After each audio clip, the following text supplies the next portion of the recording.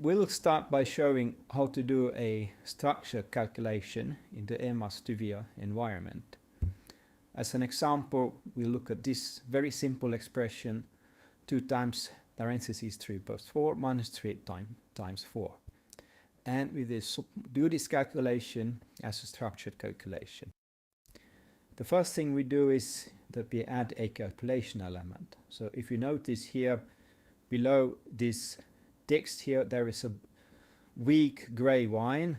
If you move the cursor there, it shows the possible elements that you can insert here after the text. So there is, of course, the text element, there's an image element, then there is a calculation element. If you click here on the plus, there will be lots of other kinds of elements, which you maybe come back to later. But for the moment, we will be happy to just insert a calculation element like this. Here first is a title. We can write here, thank you for our calculation. It's not part of the calculation itself.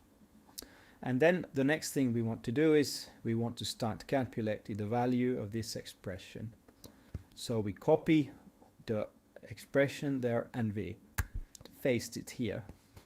And then by hitting return, we will get a equality sign here automatically, and then we get the copy of the first expression. We are now going to modify this first expression as part of the calculation. And next to the equality sign is a place where we explain what we are doing. In this case, we write here that we add the parentheses mappers like this. So that explains what is going to happen in this step. So when we actually do this, we find out that 3 plus 4 is 7, like that. Hitting once more gives us a copy of this one, the next step, and the next step we do the multiplications. So 2 times 7 is 14, times 3 times 4 is 12, like this. And then one more, and we do the subtraction,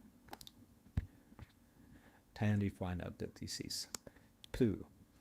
So the idea here is that each step is written with an explanation on its own line, and the explanations are there because it makes it much easier for the teacher to understand how the student is thinking, and for the student to see what he was thinking when he is trying to understand and maybe find out errors in these own calculations.